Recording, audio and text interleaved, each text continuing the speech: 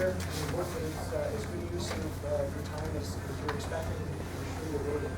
So thank you all. Can you kill the... Yes, so do it. Okay. All right, does everybody have one of these handouts? Okay, good. That's important because we're going to follow through this tonight. And I see, well, I've seen a couple familiar faces. When I was looking over the list, I saw some familiar names. Can you just raise your hand if at some point I've been to your store or you've been to one of my workshops before? Anyone? Okay, good. Fresh meat. That's a good thing. Pretty popular, Tim. Yeah. At least in this part of the state. Okay, so we've got a lot to cover tonight, but a couple of ground rules. I want this to be a two-way conversation. So as we go through this, if there's something I say that you don't like, you don't agree with, you don't understand, doesn't make sense to you, you want me to clarify, don't even raise your hand, just shout out. It's a small enough group that we can do that. You're not going to throw me off kilter. It's not like I've got all these cue cards that I'm working off. So please do that because it's important for me that you leave here with a new perspective and a new outlook tonight. Now I know that this was billed to you as Valentine Boot Camp, and we are going to talk about Valentine's Day. Before we get to Valentine's Day, though, we're going to talk about general customer service and sales policies, because these are ones that you can use year-round. So we'll talk specifically about a couple things to do at Valentine's Day.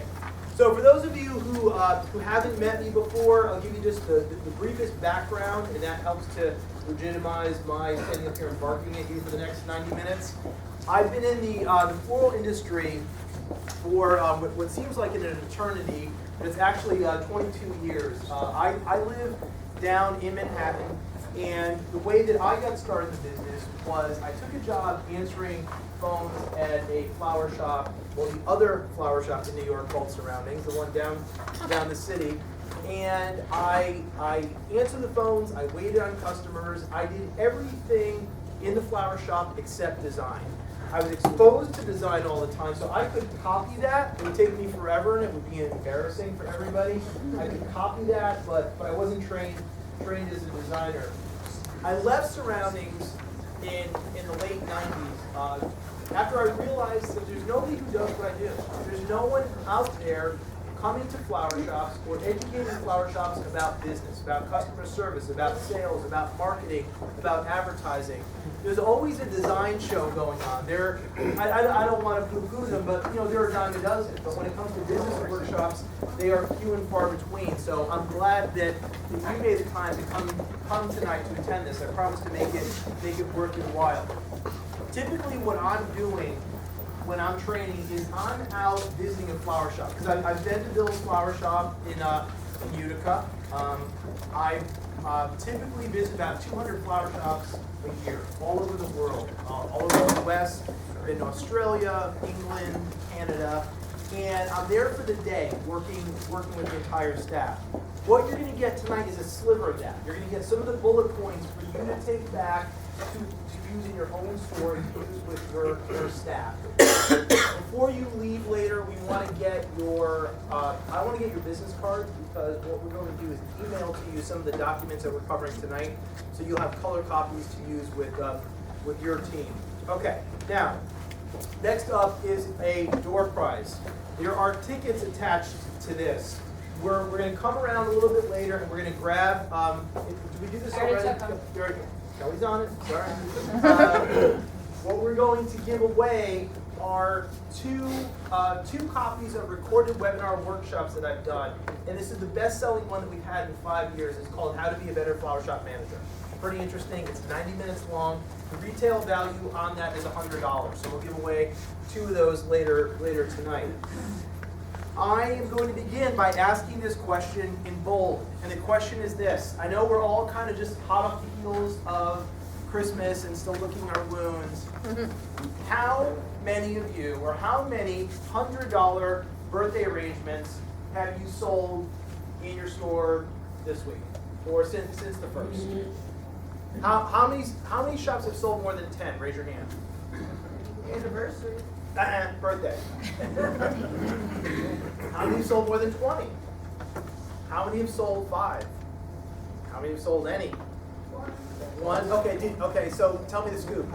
Did you sell it or did he come in and say, I want to spend $100? I sold it. Okay. What prompted you to offer him a $100 arrangement? We built up to that.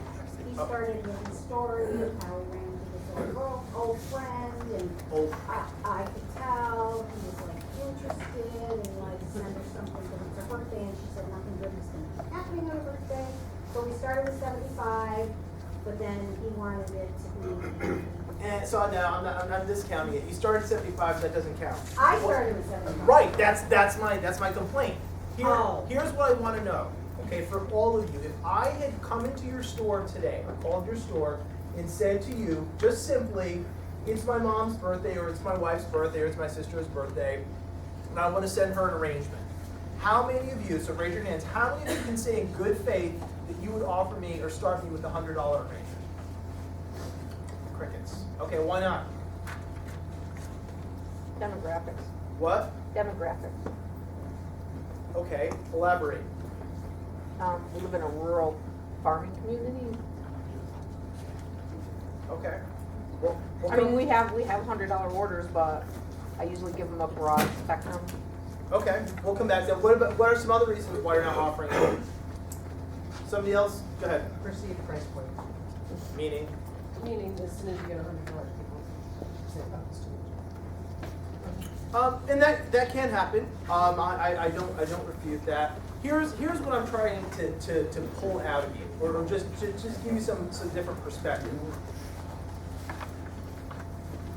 The people who shop at your store, whether you're in a rural farming community, you're in downtown Albany, you're somewhere in the suburbs, anywhere in between, those customers in 2015 are the same people who will go to the mall, get their children or grandchildren sneakers and drop $100 like that. They'll sit in their cars at Starbucks for 10 minutes to spend $6 on a cup of hot dirty water. They'll go to the movies. You take a family of 4 to the movies. You get popcorn, you get soda. You're knocking on $75 pretty quickly. So why then, in 2015, are you not offering $100 arrangements? If you offer me a $100 arrangement, what's the worst thing I could say to you? No, right. But tell me this. How many times has a customer said no to you and then slammed down the phone or slammed their hand on the counter and stormed out of the store? Doesn't happen. Get it? So what I'm getting at, or a big part of my job tonight, is really to kind of put a steel rod in your back to make you feel more comfortable and more at ease with the idea of offering a $100 arrangement. Because I can tell you right now, they ain't never going to buy them if you don't offer them. That's what it comes down to. All right? Everybody comfortable with that? All right. So turn to the next page. There is a test. There are 3 questions. This is a little sliver of what I do on site. This won't take you long, but I want everybody, we're going to time it. I'm going to give you 5 minutes. Everybody has a pen, correct? Now I gotta I go get my want you to sheets. write down your answers.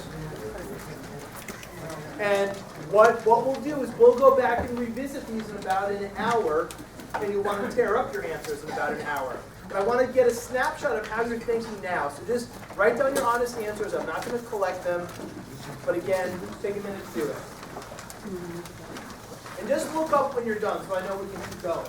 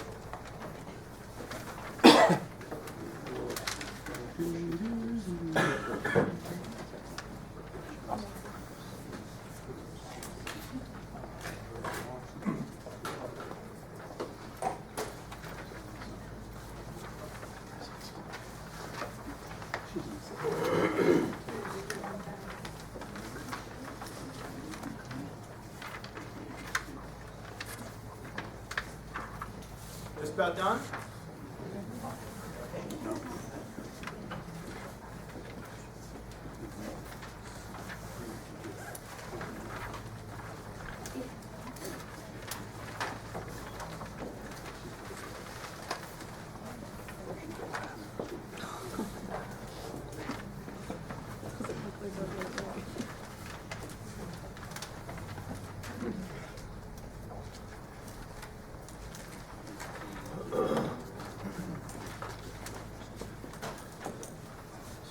Okay, are you emotionally prepared to keep going?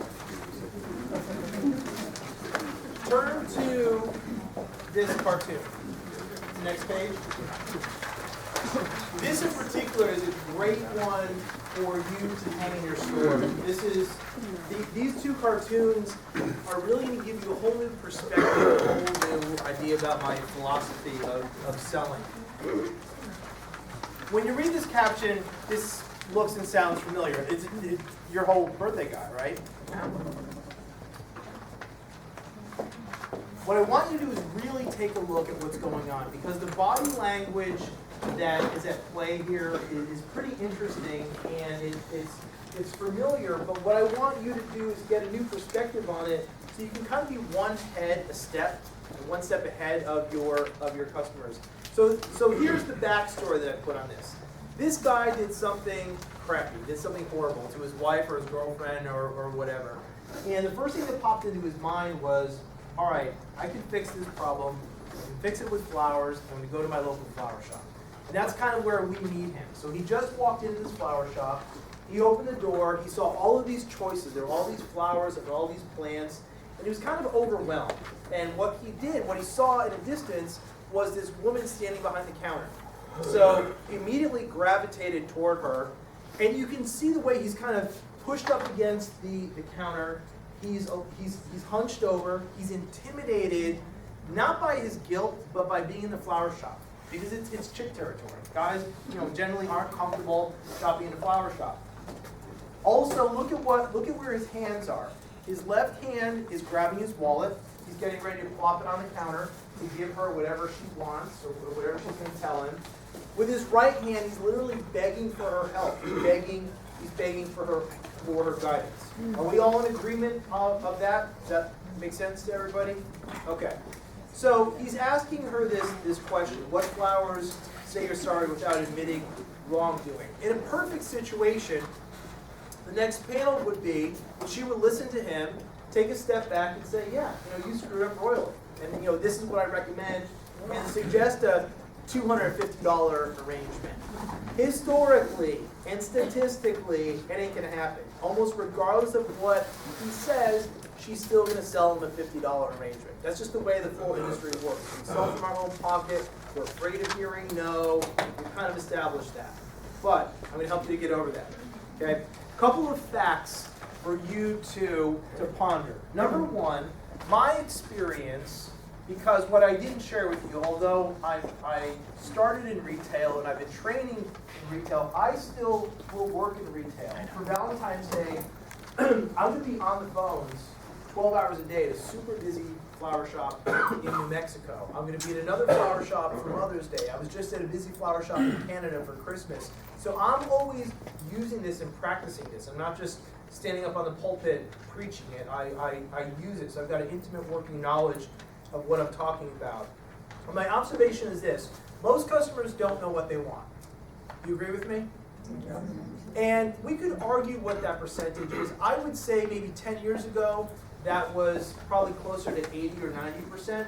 I think that number has dropped a bit because of the internet. people are pre-shopping on the internet, they're playing around on their phone. They still come to you or call you looking for advice, but just as a broad statement, the majority of customers don't know what they want.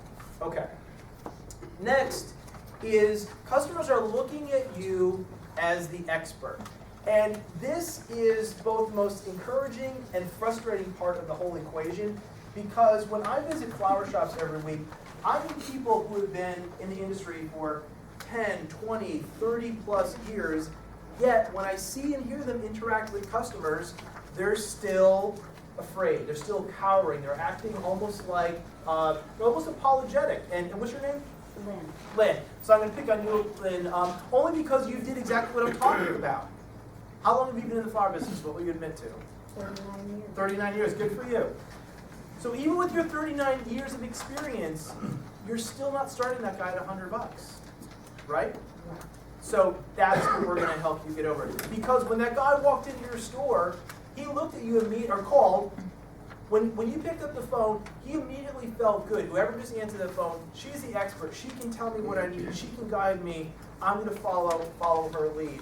And this is where we're falling down. We're missing so many opportunities because we're not leveraging that. And we're walking a fine line here, because I was talking about this morning with the team here at Seagroatt, that I'm not advocating that you be a pushy salesperson. I don't think I could teach you to do that. I'm not a pushy salesperson. I hate when people are pushy salespeople. But what I'm advocating is that you listen better. You listen better. These opportunities present themselves every day. You have to assert your role as the expert and guide these people. Because, fact number 3, basically, customers will buy what you tell them to buy. They'll do what you tell them to do. I look at customers as my pets, okay? What do you do with your pets? You stroke them, you say nice things, and they do what you tell them to do, okay? So let's put the 3 of these things into play. This guy walks into the store clueless. He knows he needs flowers, but beyond that, has no idea. So who does he see? This woman standing behind the counter. Now, he doesn't know if she's been working there for 5 years, 5 months, 5 days, 5 minutes. Doesn't matter to him. By virtue of her being on the other side of the counter, by virtue of Lynn answering the phone, immediately customers look at us as the expert. So when she listens to his story, and she comes back and she offers him, let's meet somewhere in the middle. Let's say she offers him a $150 arrangement. In a perfect world, he's going to say, yeah, you're right. I should spend that kind of money. Okay, so that would be great. But if he didn't, okay, here's what's going to happen. He might even get a little pissy with Lynn. He might say, I don't feel that guilty, or I'm not going to spend that kind of money. But here's what's going to happen. And this takes place in an instant, okay? So Lynn offers him a $150 arrangement. It hits him at the back of the head. And he starts thinking about it. And he starts processing it and wondering, should I spend that? You know, do I have that enough open credit on my credit card? And he starts to think it through. And then he says, no, she'll kill me if I spend that much. It'll only make matters worse. But what comes out of his mouth to Lynn is, you know, I didn't want to spend that much, but could we maybe do something for $100? Instantly, Lynn would have had her $100 sale and saved all of the back and forth. Probably spent 5 minutes hemming and hawing, edging him up little by little from that $75 price point. Get it? Does that make sense to everybody? Is anybody sitting here thinking, yeah, but we could never do that, or yeah, but you don't know our customers, yeah, but in our little town, or any of? Is there anybody here who absolutely positively feels that they couldn't offer a $100 birthday arrangement to a customer? You all heard that. Okay? Okay. Any questions or comments or thoughts or concerns on this? Okay. Let's keep going. Turn to the next page. Has anybody in here ever worked in the restaurant business, waiting tables? Okay. So, those of you who have you ever thought about the similarities between the food business and the flower business? Okay, so upselling is one similarity. What are some other similarities? Perishable product, that's another good one. What else? Menu. Menu, yep. So the options are it's easy to do your shopping. Availability. Availability, yeah, you're only going to get soft shell crab a couple times during the year. That doesn't prevent them from asking for the peonies in January though. Anything else? Pardon? Daily special, yeah, some flower shops do that. I also think it's all about visual presentation as well, because sadly, if we had left a guard petal on one of these roses, you know it only takes a minute to pull it off, but a recipient is going to scrutinize it, and suddenly now this isn't as fresh, and that doesn't look as good, and that one guard petal has made this entire arrangement dead. So it's about visual presentation. Likewise, with your salad, if the onion is a little squishy, you take the onion out, but suddenly the whole salad's no good. I think that there are huge similarities between the food business and the flower business. And what it comes down to, though, is that the food business does an incredibly good job at selling their perishable product. The floral industry, not so much. So let me walk you through this cartoon. As you can tell, it came from the same source. The backstory that I gave it as I studied this is that the customer sitting down is a regular. He comes to this restaurant probably about once a month, and as he's sitting there looking at the menu, what he's looking at is a list of familiar items. There are all the entrees that he sees every month. There's the pork chops, the meatloaf, the chicken breast, and they're all priced at $18 or $19. And take a look at this customer. He's no kid. He's a middle-aged man. He's probably an executive. He's got a suit and tie on. Nevertheless, what he's asking the waiter is literally, what am I going to have for dinner tonight? How much should I spend on my meal? What am I going to put in my mouth? I'm going to give you two ways that it could play out. One could be that if this waiter, upon recognizing the guy, he might even know the customer by name. He might say to the guy, kind of tongue-in-cheek, every month you come in here, the first Tuesday of every month, and it's always the meatloaf. Why don't you live a little? Try the lasagna. Walk on the wild side. Try pork chop. What do you think the guy might say to that?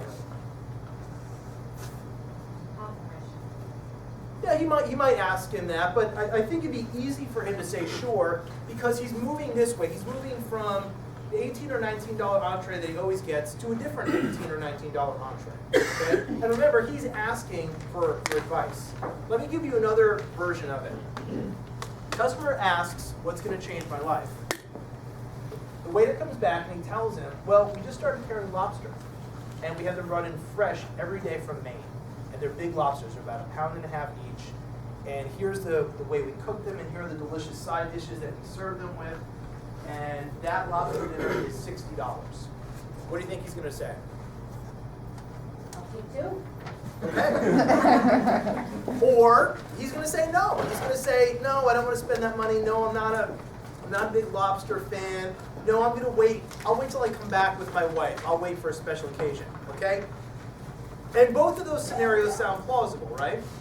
All right, let me break it down for you. The waiter knows that even if his customer doesn't like lobster, doesn't want to spend that kind of money for dinner, he knows that the guy is not going to slam down his menu and storm out of the restaurant. He's not fearing rejection. On a totally different level, do the math. Without hesitation, what is this guy doing? He's offering his customer an item 3 times the price that he normally spends, yet I can't get you to even offer somebody an item at twice the price. Got it? Feel it? Having that aha moment? Okay? So what we're going to do, bless you, what we're going to do is copy a lot of what he does. And I'm going to break it down for you so you understand that it's not just luck, but there's an exact science to this. So take a look at these facts. First and foremost, customers want to know about new and different. And I guess my question to you is, how often do you order something new and different from the team here? A lot? That they took the step of faith to order something different, so. Okay, and you know what? Part of my job here is to get them to do their job better, but if they're not engaging you, it's your responsibility to ask them. Just like this guy is saying, basically, what's going to change my life, meaning If there's something beyond what I normally order, if there's a special or something new, tell me about it. That's part of your responsibility too. And I'll tell you a quick story that never goes over well, but I need to tell it anyway. When I visit my mom, who lives in southern Connecticut, she's about 45 miles away from me. When I go up to visit her, I will often stop and get her flowers. And guess where I go to get flowers? I go to the grocery store. Okay, simmer. Let me explain why. What happens is, or what has happened is, there are two independent flower shops close to our house. One that's been in business since I was a teenager, a long time. Yet, when I go in there, it's like 1997 forever. It's still the blue carnation poodles and the same old, same old. So, ironically, although I desperately want to help that local independent florist, they literally are driving me to a grocery store. Here's a kick in the pants. When I go to the grocery store to buy my mom, isn't something terribly exotic or funky or different or unique? Purple carnations. Flower shop doesn't carry them because they've decided that they don't like them and that customers won't buy them. So I'm giving this to you as a cautionary tale that it's so easy to get caught up in this pattern of buying only what you like or buying only what you think your customers will buy. You can't do that, because if you do that, you're gonna be out of business. You've got to shake it up. You need to have new product coming in on a regular basis, because people want to hear about new and people want to hear about different. Got it? When you go shopping for clothes, if nothing is new and nothing is different, you're not going to go there very often. Go ahead. My first heckle.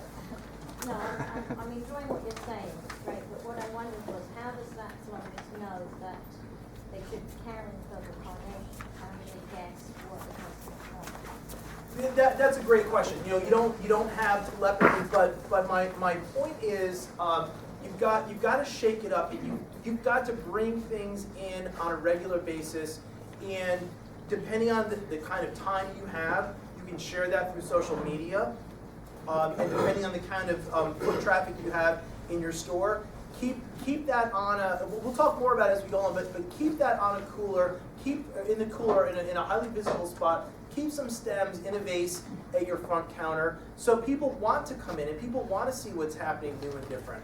Think about what's going on at Dunkin' Donuts. They're always coming out with a new seasonal flavor. McDonald's, same thing. They're constantly toying with their menu, because they know if they don't, you're not going to come in.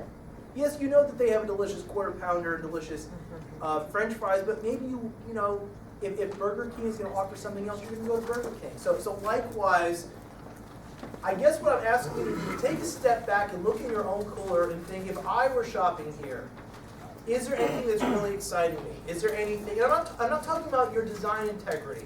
What I'm talking about is, what are you offering? And not just what you're offering, even the price points.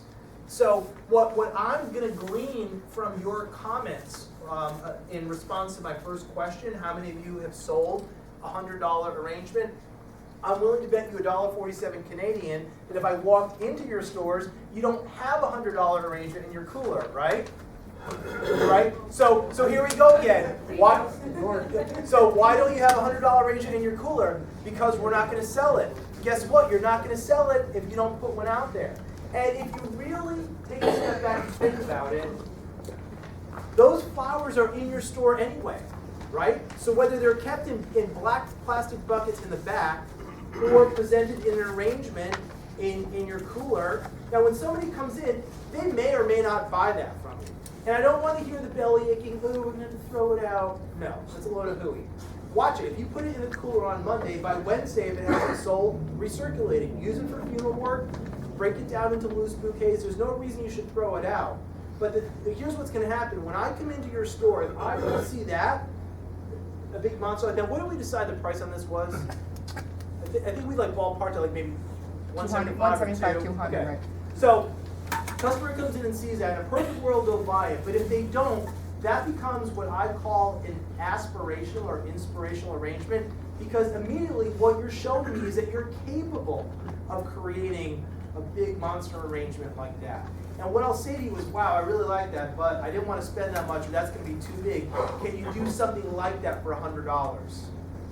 That will happen, but what's never gonna happen is I'm gonna come into your store and see that tired TF Web 139 Make-A-Wish for $39.99 and say, oh, could you maybe take it out of that vase and put it in a bigger vase and change these flowers and add some this, It ain't gonna happen.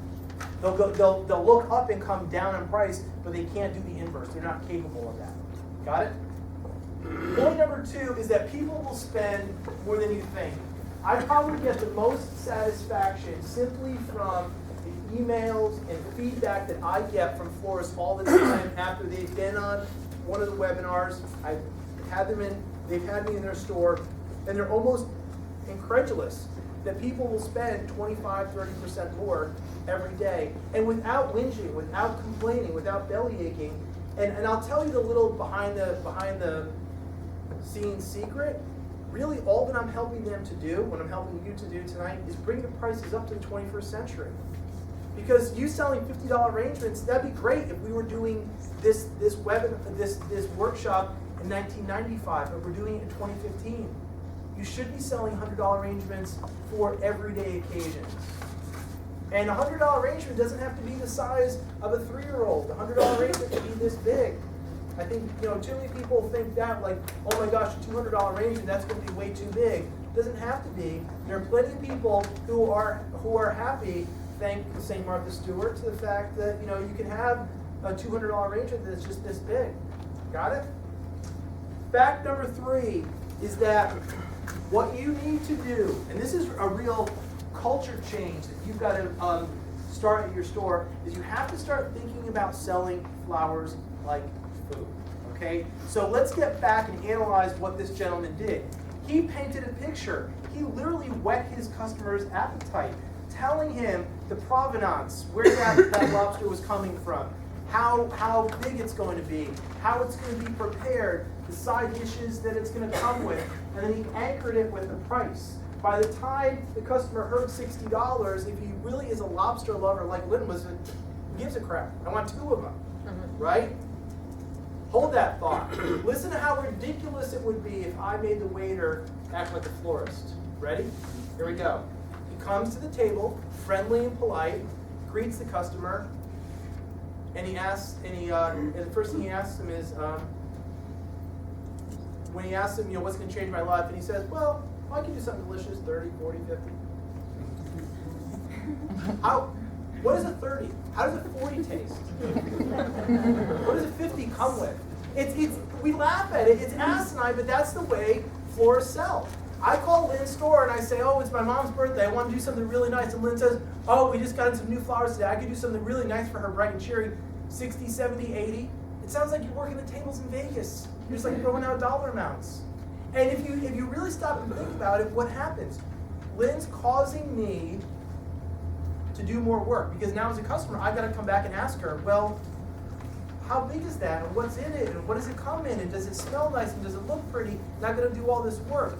This customer didn't have to do any work. The waiter did all the work for him. This customer didn't have to ask, how much does it weigh, how is it cooked, what's it going to come with. It was all presented to him and then neatly finished off with a price point in such a manner that it was super easy for the customer to say, great, I'll have it. Got it? So do you understand where we just need to follow their lead? Sell this. Basically, you've been selling this upside down. You started off by telling me, oh, well, we can do something for $200. And the same way that feels uncomfortable coming out of your mouth, it stings the customer's ears. But if you describe this and paint the picture, and talk about the content, talk about even the fancy decoration on the vase, talk about the size, talk about the footprint, and put the price here under the bottom, suddenly that $200 doesn't sting, and they're happy to buy it. Okay? Questions, comments, thoughts, concerns? No? All right, let's keep going. Now that I've kind of gotten you into the right headspace, now we're going to start making some fundamental changes to the way that you operate. And the first thing we're going to do is banish a bunch of hateful questions from your vocabulary that you're all torturing customers with. And everyone does it. How much do you want to spend? We'll get there. Now, I'm going to give you a couple questions. They're in no particular order. But the first question that you cannot ask a customer anymore is, what's the occasion? I don't give a crap. I don't care if you had triplets or bunion surgery. I don't give a crap. what the occasion is. So let me show you how you're losing money. Ready? I call your store and I tell you I want to order flowers. So, and I'm going to show you also how you made the cartoon come to life. You say, great, I can help you. You maybe ask me, where it's going. Then you ask me what's the occasion. So what I tell you is, it's I'm going to keep picking on Lynn. So I tell Lynn it's my wife's birthday. So Lynn says, great. I just got some beautiful roses from my wholesaler. They're this really pinky peach color. I love them. I even have some on my dining room table. And I'm literally following her lead because she's kind of telling me what to do. And she tells me I can design a dozen in a vase for your wife and it's $79. What am I likely to say to her at this point? Sure. Yeah, it sounds good. I'll do it. Okay. So Lynn says, great. She's going to love them. Let me get some information. What's your wife's name? Where are we delivering this to her? What do you want to say to her on the card message? And then I said, well, I want to say, dear Tracy, happy 40th birthday. Can't wait for our trip to Brazil. All my love, Steve. What would you think then, Lynn? Right, Lynn's going to be pissed, and she's going to think, son of a... Because she just sold me an $80 or $79 arrangement, but I just gave her a $250 card message. Capiche? So it doesn't matter to me what flavor of software you're using, whether it's IntelliFloor or FTP or Florisware or FlowerSoft, or any of the others that are out there. I've used them all. Or if you're even on paper, you have to get the card message before you talk about the products. Is there anybody on paper, by the way? Anybody not using technology? Come on. Really? You're not using a point of sale system? Okay. Yeah. For those of you who aren't using a point of sale system, see me before you leave, and we'll talk about the options, because it's laughable in 2015 that you're not doing this because you're working so much harder than you need to. That's the bottom line. What do you think? No, I believe, I get that, Yeah. 100%. Yeah, because you're No. you're young enough that you can't put up that cranky, well, I'm too old for computers. No. So do you get that? When you're taking an order on the phone, you learn the occasion from the card message. So what I'm doing, ironically, is I'm skinnying down the time that you're spending on the phone.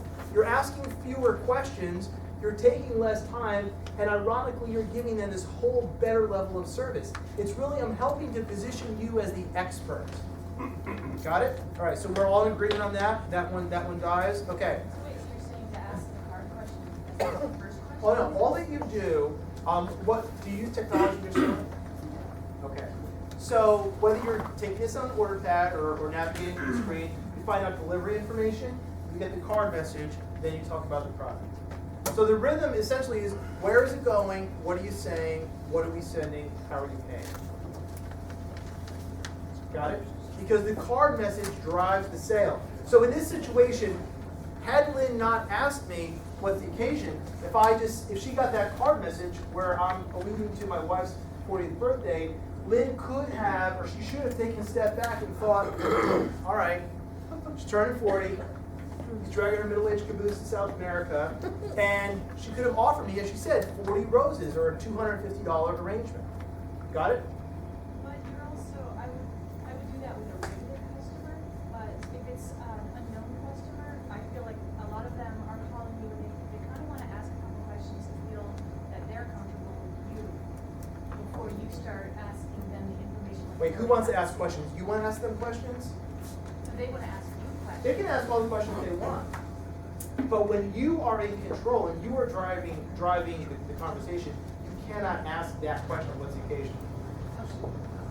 Because it's giving you a false positive. Like, again, you hear birthday and you react with maybe a dozen roses, but it's not birthday, it's a birthday in all caps. Got it? But you're also saying that you want to sell the product and price them first, and then the price point, like, you're also saying to Okay, get this here's information. what you want to do. You want to learn where it's going. You want to understand why it's going. So that card message is telling you what the occasion is. It's telling you the depth of the occasion. So again, is it a birthday or is it an epic birthday? It's telling you how many people this represents. It explains the relationship between the sender and the recipient. So if you have your antenna up, you really have been given that sale on a silver platter. Now it's your job to make an appropriate suggestion. So if you were to offer this, I might buy it, but if not, I'll just bring the price down a notch. Got it?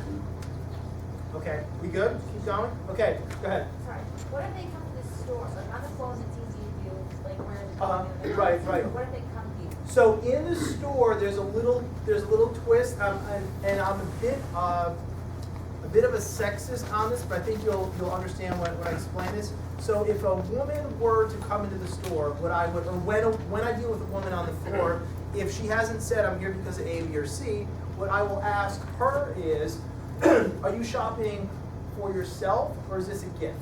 Now here's the logic. One option would be she'll say, yes, I'm going to visit a friend in the hospital, I'm going to a dinner party, I'm bringing this back for a coworker. Or she'll say, yes, I need flowers for my home, we're having a dinner party, blah, I'm having company this weekend, I want to put flowers in the guest bedroom. Her answer will get me talking, it will engage us so I can find out, does she have her own vases, what color are the rooms, blah, blah, blah. When a guy comes in, remember, guys like this guy are uncomfortable in a flower shop. I'm a little bit more direct, and what I ask a guy is, are you shopping for, are you celebrating a birthday or an anniversary? Because those are the two most common reasons that bring them into the store. Now, obviously, there's a chance, there's a likelihood that he'll say, no, I'm here because of a funeral. And I don't feel bad about that, because I asked him a logical, viable question. I just change gears and I say, oh, I'm sorry to hear that, and then I'll help him with funeral flowers. Does that make sense? Okay. All right, let's keep going. The next hateful question you will torture a customer with is, what do you want to send? What do you want to send? Yeah, send, S-E-N-D. So, what do you think somebody calling a business with the name Flowers in it wants to buy when they It's like a bad Saturday Night Live skit, because Lynn asked me, what do you want to send? And I say, flowers, duh. Or I make this come to life and I say to her, I don't know. And I follow up by asking her, what do you recommend? What do you suggest? I acknowledge that I'm clueless. I acknowledge that she's the expert. I acknowledge that I want her help. So here's the workaround, okay? And write this down. This is very important. It's subtle, but it's powerful. You're going to ask them, do you have a gift or a design, an idea or arrangement? You can use any of those words in mind, or would you like a suggestion? That's Lynn's way of saying to me, in not as many words, hey, when you called my store, if you'd already been poking around on my website and found something that you want, the FTD basket of fear, for example, I can sell that to you. But if you don't know, because you're ordering spontaneously or impetuously, I'm the expert. And by this point in our conversation, I've already taken delivery information, I've already taken your card message, so I can make an appropriate suggestion. And here's what will happen. A customer will either say to you, yes, I know exactly what I want to send, and tell you. They'll say, I have no clue of what I want to send, help me out.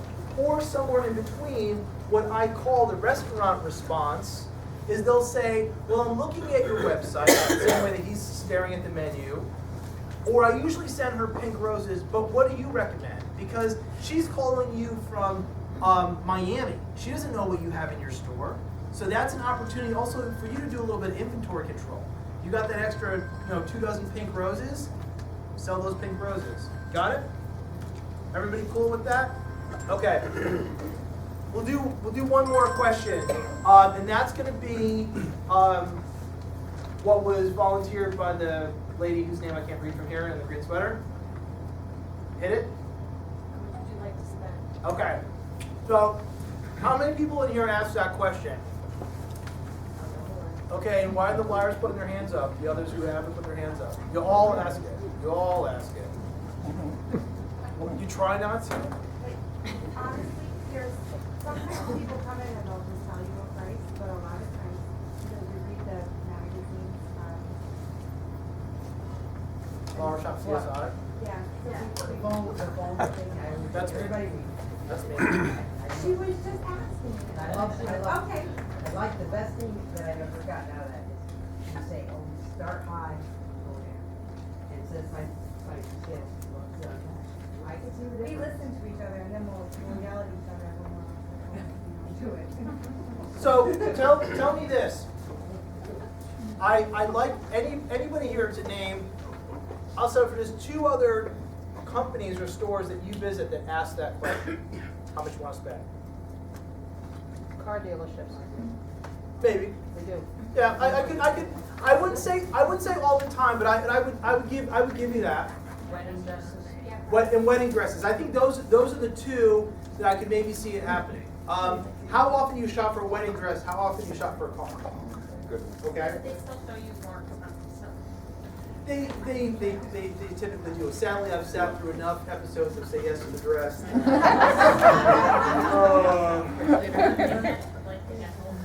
Right, they do. Work out whether you're gonna be paying it for 5 years or 15 years. Okay, so let me give you a tough love perspective that hopefully will be burned into your head and will prevent you from ever asking this question again. This is hypothetical, but it's very relatable because you've all been in this situation. So here's the story. Your customer, a woman of 63, is driving around, she's running errands, and then her phone buzzes. So she picks it up, she looks at it, and it's a text, and the text is from her daughter. And the text says, "Congratulations, you're going to become a grandma." And your customer is so excited because she only has one daughter. She knows her daughter's been trying to get pregnant for 30 years, so she's just filled with joy. So she finishes her errands, she goes home, and she has this idea. I'm going to call and send some flowers. So she calls your store, and you answer, and she tells you the good news. And you kind of ride that high with her. Oh, how exciting. You maybe ask her, are they having a boy or a girl, or what's going on? And then you keep going through the sale, and then inevitably, you ask how much you want to spend. Now, I'm being a little bit melodramatic, but theoretically, it's almost like you just slapped her across the face, because here's what happens. Immediately, you made her stop thinking about her daughter. Immediately, you forced her to stop thinking about the joy of becoming a grandmother. You have literally forced her into a corner, and you're saying to her, tell me how much money you want to give me. And you hear it in her voice, because this is what happens. She goes from this high to now stumbling over her own words, because she says, I don't know, is $60 enough? And now you're locked in. You ain't going anywhere beyond that $60. Get it? Do you understand how hateful it is? So the workaround is that you simply don't ask it. I never ask anybody. I'm going to take Lynn's order. I'm going to find out where the flowers are going, why the flowers are going. I'm going to ask her that question. Do you have a design in mind, or would you like a suggestion? And if she says make a suggestion, she says I have no idea, I'm going to make an appropriate suggestion. And I might suggest a large arrangement at $100. And if Lynn doesn't want to spend that money, she'll tell me. She'll say, well, I was really trying to keep it closer to 60. Or she'll say, I don't want to spend that much. We do something a little bit smaller. I'll say, of course, and we'll move from a large down to a medium at 75. Got it? So, and just for the record, any version of it, what's your budget, where are you comfortable, it's all the same hateful things. I don't think you can leave here and still ask that question. It doesn't work that way. Yeah. Okay. Any questions on the questions? No? Okay. I want to keep going because we've got a lot to cover still. And those 3 are going to be a good base for you to get started with. On this next page is a sample of vocabulary that I want to introduce to you to make you sound just a little bit more polished when you're dealing with customers. And the vocabulary is very, very important because we as consumers are susceptible and respond to this vocabulary. And what I mean by this in particular is, let's say you came here on the interstate on 87. In all likelihood, you're never going to see a sign that says next exit for Central New York's largest selection of used Mercedes. It's not going to happen. What you might see is a sign that says next exit for Central New York's largest selection of certified pre-owned Mercedes. Now, intellectually, you know that it means it was still somebody sitting on that seat for 30,000 miles, smoking her cheap menthol cigarettes in the car. But when you're buying that as certified pre-owned, you feel better about yourself, right? And it's wordplay. That's what's going on here. On this side is a sample of the typical old school antiquated language that's being used in flower shops around the globe. On the right-hand side is where we're taking it up just a notch. And I worked hard on this so it doesn't sound pretentious, it doesn't sound hoity, you're just going to sound more polished and professional. So from the top, you do the laundry, you make a shopping list, but this arrangement, somebody created it. Somebody designed it. And as a consumer, I'm going to be more inclined to pay for your talent if I hear that you're going to create an arrangement for me, that you're going to design a beautiful arrangement for me, as opposed to doing it or making it. There's no such thing as a nice size. It's like the Loch Ness Monster of Bigfoot. It doesn't exist. It's kind of this ambivalent, ambiguous term. Talk in realistic terms. Talk about how much real estate. Tell me that this is a large arrangement, perfect for the middle of a dining room table, perfect for the middle of an entrance hall. Tell me it's a small arrangement, perfect for a corner of a desk. Nice is boring, beautiful is better. What I like about beautiful is it doesn't know a price point. $39 can be beautiful, $79 can be beautiful, $200 can be beautiful, a $12 bud base can be beautiful. How many of you use barrier pricing, this 99 to 95 crap? Or 49, that makes me mad. They go 34, 49. I'm like, stop putting that on me. That makes sense. So my whole deal is about working smarter, and I can give you no better example than this. Ready? Just watch. 39.99 is 6 syllables. 40 is only 2 syllables. 2/3 less work for my jaw, 2/3 less work for your ear as a consumer. Filler goes in hot dogs and meatloaf. That's go in arrangements. But you know what? This is going to cut both ways. I'm going to beat all of them up tomorrow about their language. Likewise, when you're calling them, you need to ask, what accent flowers do you have? And if they say filler, you correct them. And likewise, they're going to correct you. So collectively, we can raise the bar. A nice mix, if I had $1 for every, if I had a nickel for every time all of you just this week promised the customer a nice cherry mix, Sounds like you're making salad, okay? This is not a nice cherry mix. These are garden flowers. Garden flowers is my catch-all term. I use that year-round. Essentially, it's everything that you offer except for tropicals. So if you think about this, I'm going to put together everything that we've been covering so far. If you had never seen this arrangement before, but if I told you, or on the flyer it said, when you come to the workshop, sitting on the table will be a beautiful large vase arrangement. Perfect size for a dining room table, filled with a wonderful assortment of our best garden flowers in shades of pinks and accents of purple. Didn't mention a single flower name, but just painted that picture, and you walked in and saw this, you would think immediately, oh wow, that's just what they described. Got it? But not this nice cherry mix crap anymore. Well, I'm guilty of that. And then, after you say nice mix, you hear, well, what is it? So you tell them the names of the flowers. Right. I don't know what it is, so just make me something. Right. It's Exactly. like you tell them the names, they ask like they know it, and then they don't Well, know it. that's because a nice mix sounds rough. It sounds like you're on a building site. You know, you got the concrete tumbling on the machine. Whereas, when you say garden flowers and embellish that with a color scheme, it walks that fine line. It sates them enough that they can get a visual, and typically they don't feel compelled to ask for more. They kind of get it. All right. My feeling is, don't start naming names, because if you tell a typical customer that you have scabiosa, they want to know how long it'll be contagious. But if you talk colors, they understand that language, okay? Designer's choice is just lazy. So when you say to the customer, oh, we'll leave it up to the designers, the problem with that is you go and fill that with lots of those pink roses you've got left over from the wedding, and if the recipient or the sender hates pink, now you've got a problem. So when the customer is indifferent about what you're sending, you should at least tell them the color scheme that you're using today. So what I would say to a customer who just says, I don't know, just send something nice, I'd say, great, well, just so you know, we're starting to use spring garden flowers in spring colors now, delicate yellows and pinks. They might say, I don't care, whatever. Or they might say, oh, you know what, she hates yellow. Make sure there's no yellow in there. So not saying designer's choice will help you to prevent potential mistakes.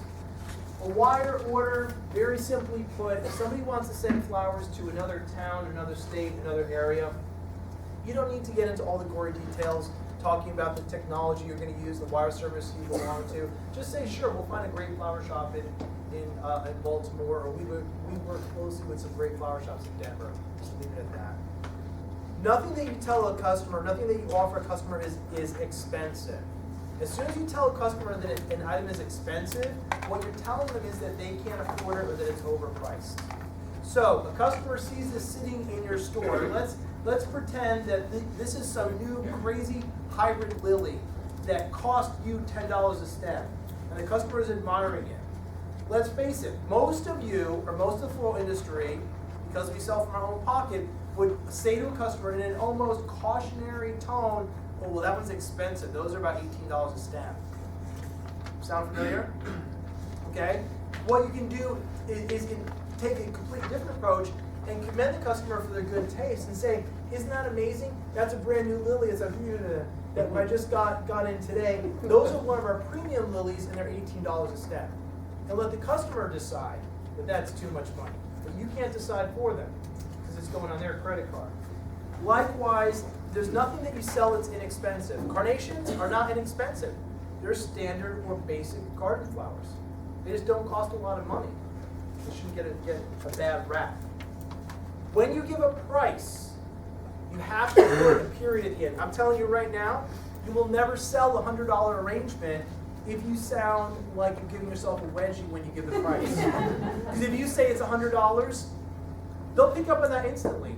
You have to make a conscious effort to use your voice to put a period at the end. Okay? So I would sell this to Lynn, as we've said a couple times already, beautiful large vase arrangement filled with gorgeous garden flowers in shades of pinks and purples, perfect for a dining table, priced between $2 and $2.50. The same way that I'd say we're sitting in New York. It's a statement. But if I tell her it's priced between $2 and $2.50, and I'm kind of like tensing up, she'll pick up on that instantly, and then she'll either think that she can negotiate the price, or she'll feel my apprehension that it's too expensive.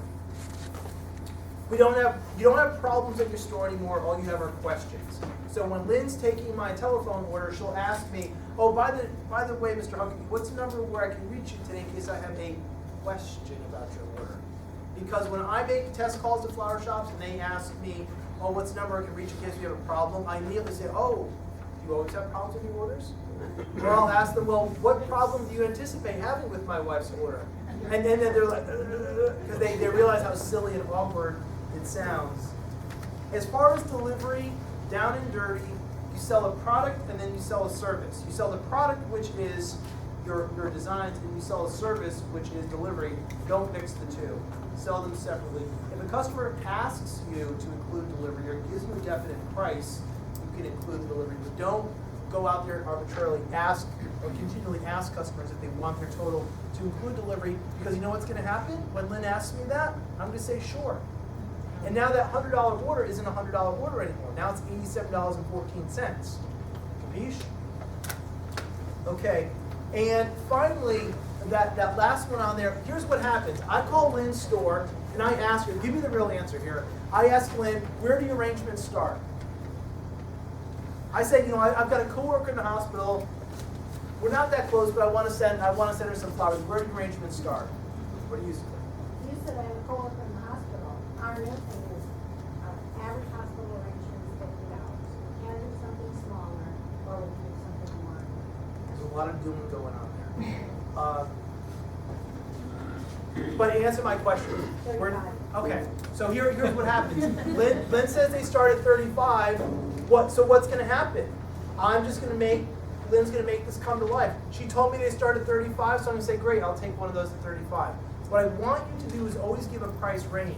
Say our small arrangements, perfect for a desk, are priced from 35 to 50.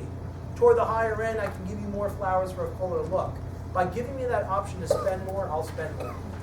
Happens all the time, like clockwork. Got it? Okay, I want to keep going. Any questions on that page?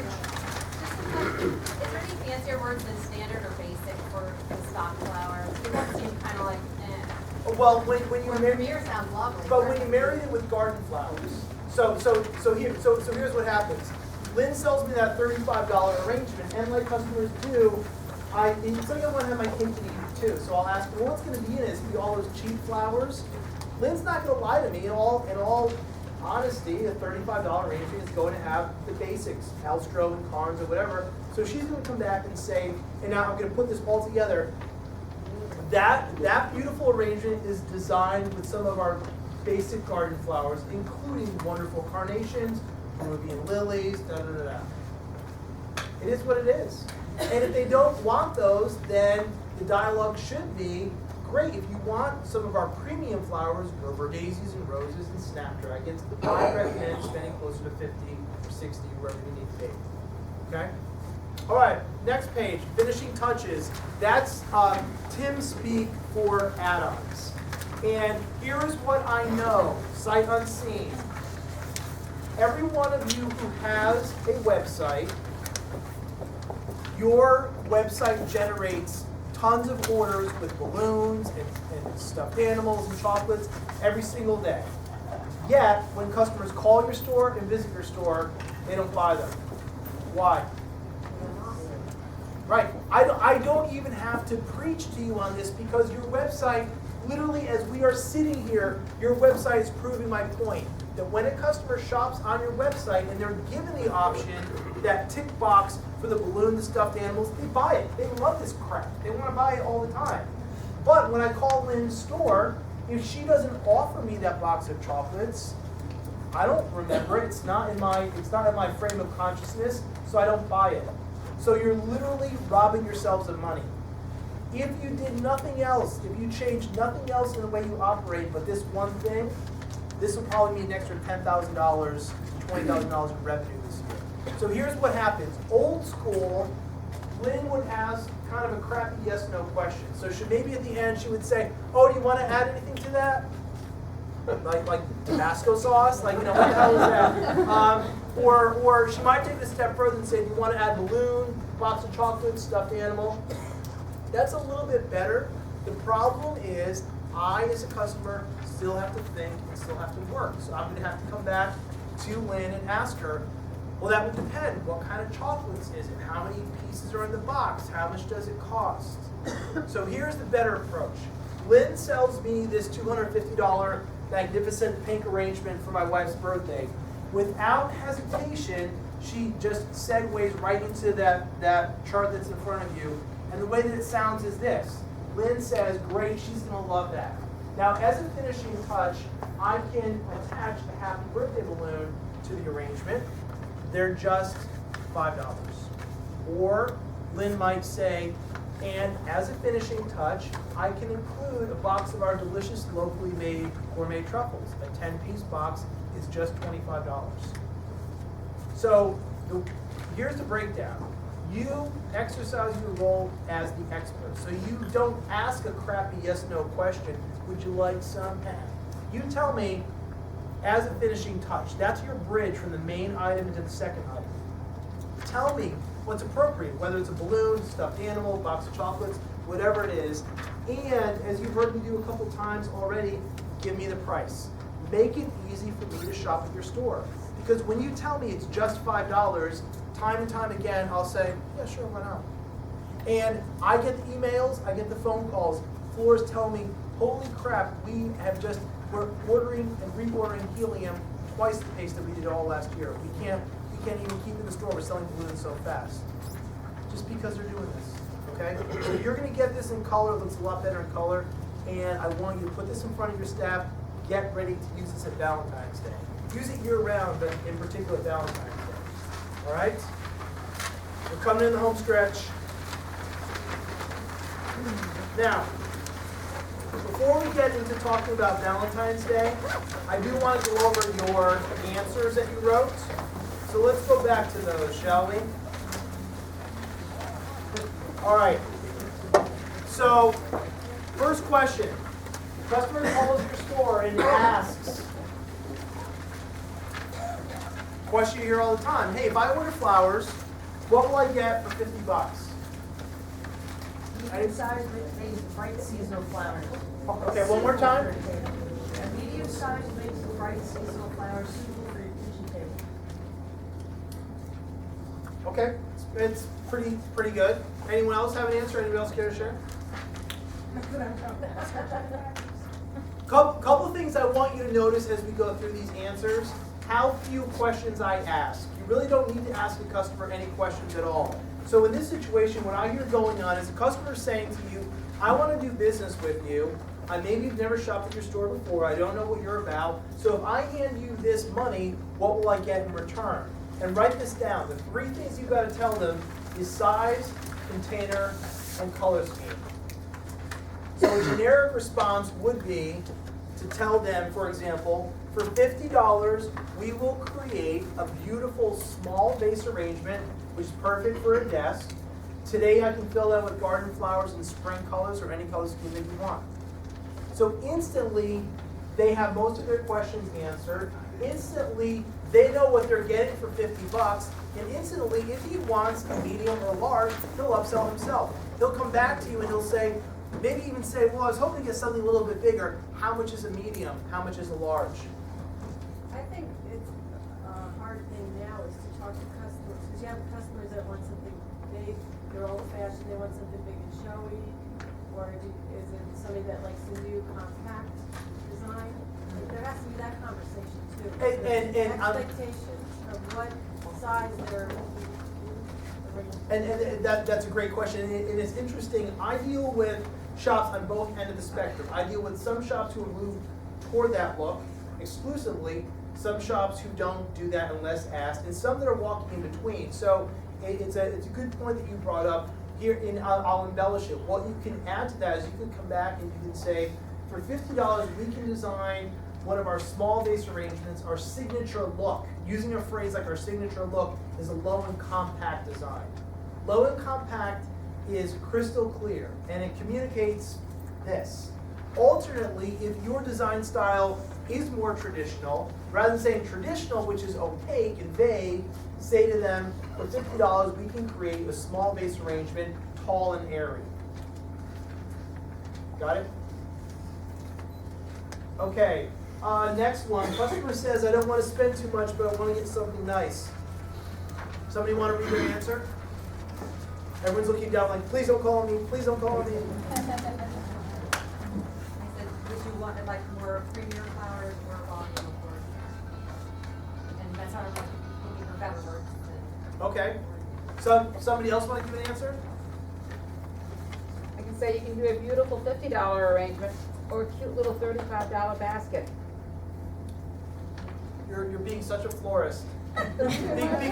because your first impulse was to go 50, right. But it's that fear of rejection. Right. So you built in your own parachute, or you can go to 35. If you think But you throw in the word cute so that they don't really want that. But why do all that extra work? If you think they should spend 50, give them 50. We were talking about this at lunch. Just as a blanket statement, the floral industry has verbal diarrhea. We're just talking way too much. So I set this up for you as a bit of a trap, because the way most people, or many people read this, is they think they're reading a dollar amount. There's no dollar amount there. This guy did not say anything, this woman didn't say anything about money. They implied it, but they didn't say anything. So the better way to handle this, and it comes up pretty regularly, is to look at this as an opportunity to educate the customer about your store. And the way I respond to that is I say, great, I can help you out to give you an idea of how our sizes and prices work. Our medium size arrangement, our most popular size, is priced between blah and blah. Got it? And at that point, let them come back and say, well, I really don't want to spend that much, or I don't want anything that big. Okay? You can't perceive how much when someone says, I don't want to spend too much, also I don't want to. Right. Everyone, I mean, someone a small amount is $100, and I've had that happen, and it's like, put the hand over my mouth and often laugh. Indeed. So the last one on there, customer tells you she needs a showing arrangement, has a budget of $50. Somebody want to give it a shot? You hear this every single day. Go ahead. I said 50 can be nice, but for showing rate, 175. Okay, everybody hear her? All right, anybody have a different answer? Somebody who hasn't answered yet, go I don't ahead. have a different answer, but if you're gonna do something like that to add to that so that you won't be disappointed as a customer. Like they're saying they only want to pay 50/50, but they want show. You need to spend more so that you're not disappointed in what they're gonna do for you. Okay, for the sake of time, I'm going to give you the down and dirty answer. Everybody grab your pens, okay? I'm going to have you, actually, why don't you turn this page over. On the back of this page, I want you to write a word at the top. Here's the word. I'm going to spell it to you. Ready? It's BADJECTIVES.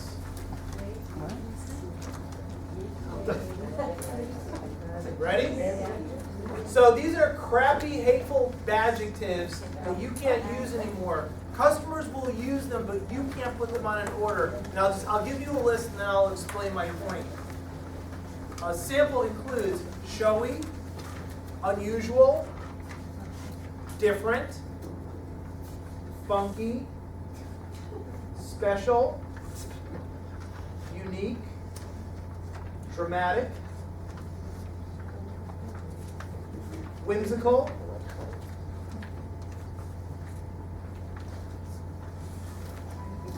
trendy, Renaissance fairish. So here's what happens. Customers use these all the time because they don't know any better, but they don't mean anything. Your job literally is to play the role of the expert and hand that adjective back to them and have them clarify it. So put it into context. Whether Lynn says she wants to spend $50 or $250, if she wants a showy arrangement, I would say to her, great, I can help you. First, tell me what you mean by showy, so I understand what you want our designers to create for you. When you say whimsical, let's talk about that so I can communicate your exact wishes and desires to our design team. I may not be here on Saturday, and I have another designer who's going to be filling your order. So when you say you want us to create something unusual, let's talk about what you mean by unusual so I can give her exact, detailed directions. Got it? Because otherwise they don't, and what ends up being created includes like peacock feathers and ting-ting and all this other crap, and the customer hates it. Sound familiar? Okay. So what you're saying is, with that question, you should have said, what do you consider show? Yeah, basically when it's not a concrete adjective, pink, fragrant, tall, you have to hand it back to them and have them clarify it. Got it? Okay. So let's talk about Valentine's Day. We'll kind of wind down talking about Valentine's Day. And how many of you have already started planning and taking steps on preparing for Valentine's Day? Show of hands. Okay, so shout out some of the things that you've done or are doing. Pre-order, okay. Decorating the store. What else? Clearing out spaces. Getting, okay. And designing specials. What else? Marketing. Marketing, okay. And we were talking about this quite a bit today. And I don't want to put words in your mouth, but what are some thoughts about weather aside? Because we all like to complain about that. Put weather aside. What are your thoughts about Valentine's Day on Saturday? President's Day weekend Saturday. Kids go back on, or go on vacation as of that Friday. Sounds like a busy Friday, because people want to have stuff delivered to work, so they want to have it, they want that presentation. Typically, our sales are going to be less by 10 to 15% from some of the other days, but being here tonight, I think we're going to be fine.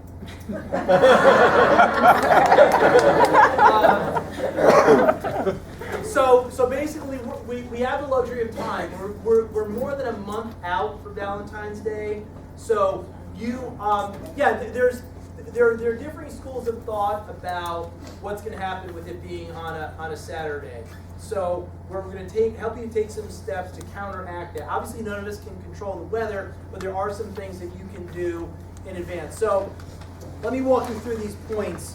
And these, by the way, these are highlights from a more in-depth webinar that I'm doing next week, a 75-minute workshop just about Valentine's Day. We'll give you that information later. So first and foremost, get samples on display and start pre-booking orders.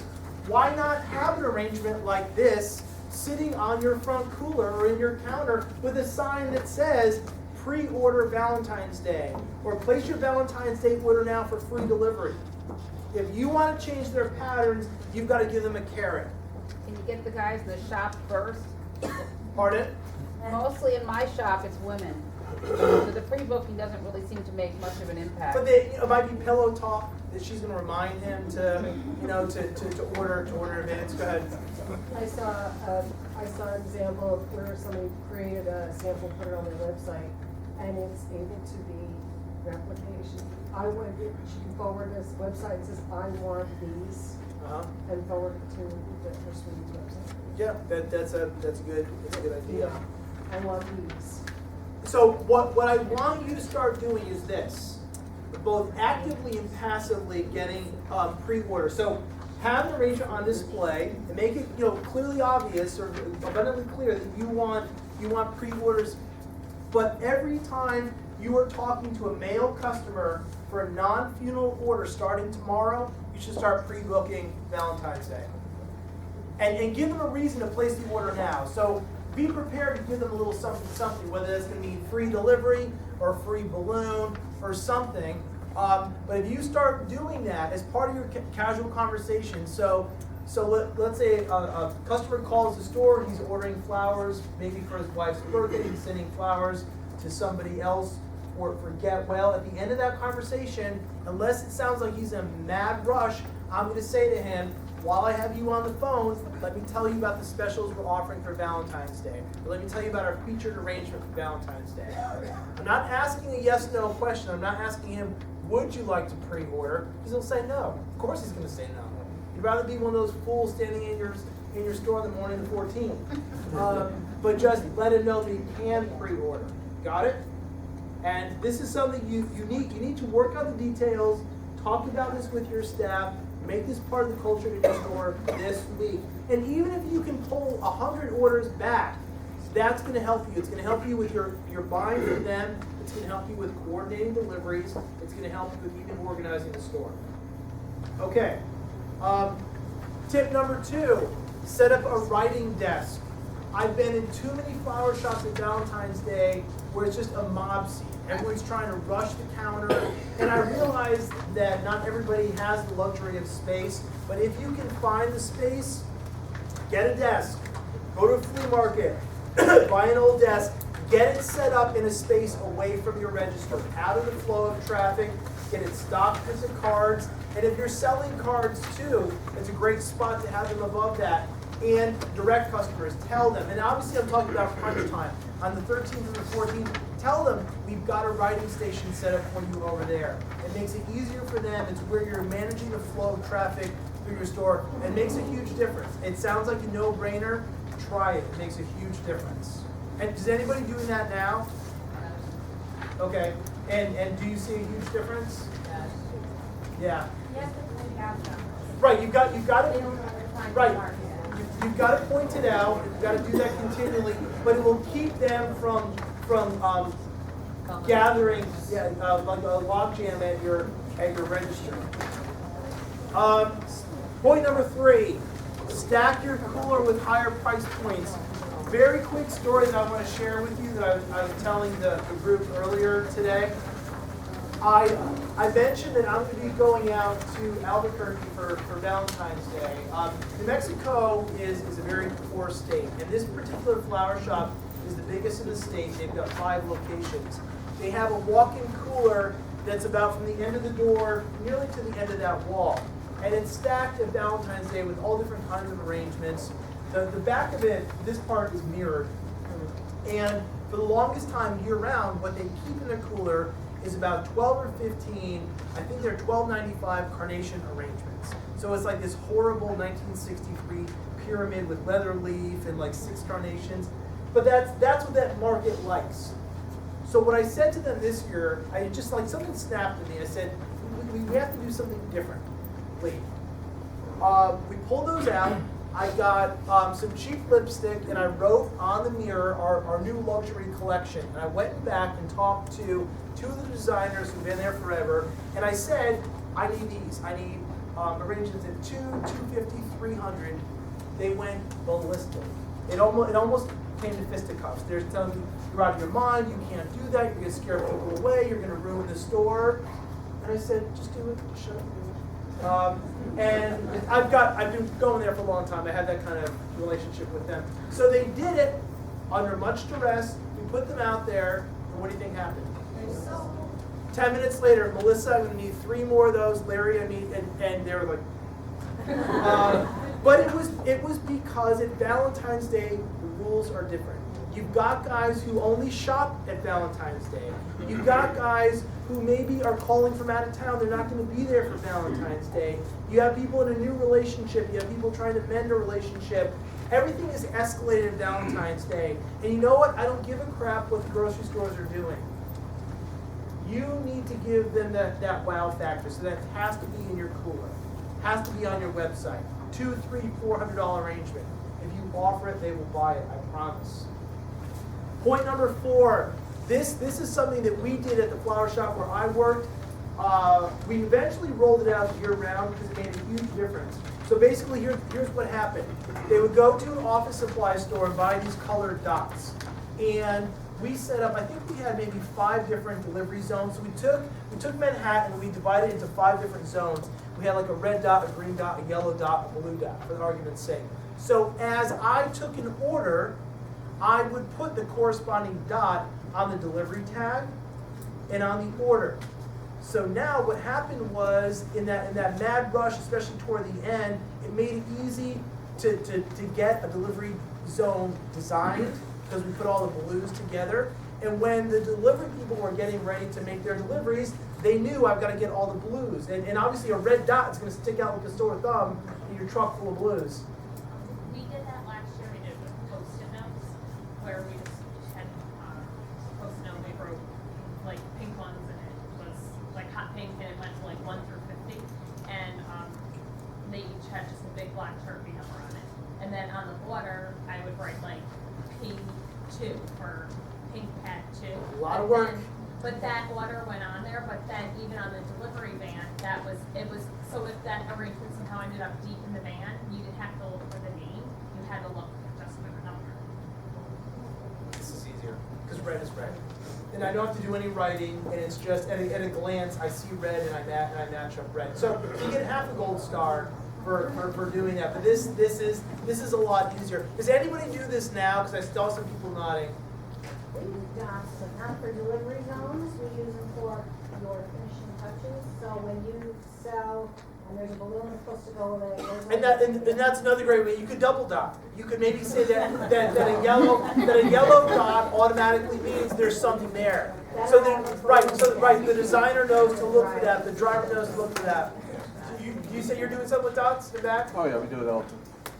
And you find that dramatically reduces. Saves you time. And reduces mistakes of forgetting deliveries in the cooler. Yeah, definitely. So if you haven't done this, try this at Valentine's Day, and I know that you will see the benefits, and it's something that you should definitely roll out and have this as a year-round, year-long option. Final idea for Valentine's Day is offering packages. Is there anybody in here offering package deals at Valentine's Day? Okay, and so what's your feedback? With success, mediocre success? They buy it. They come in the store. I think it's more of a walk-in. They come in, they get, what is it, balloons, a teddy bear, and chocolate. People are always looking for a deal. So even if you knock a buck off, but you can put it together as a package deal, it becomes easier to produce in terms of production.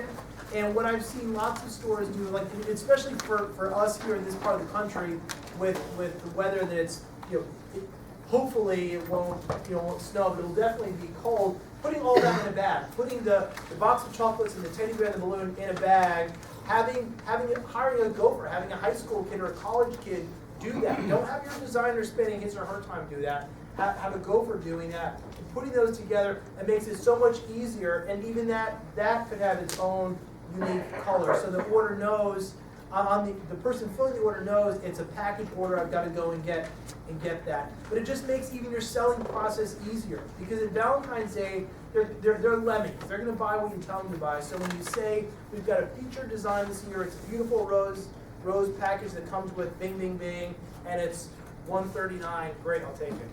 We'll buy it. It's all about streamlining the holiday. I mean, we know it's going to be a hellstorm. We know it's going to be last minute. That's inevitable, okay? But just a statement to all of you, as much as we want to lament and piss and moan in plain English about the way retail customers ask, don't be hypocrites. Call them, get your orders in early, get your acts together for Valentine's Day, so you're not calling them on the 12th, making them crazy, okay?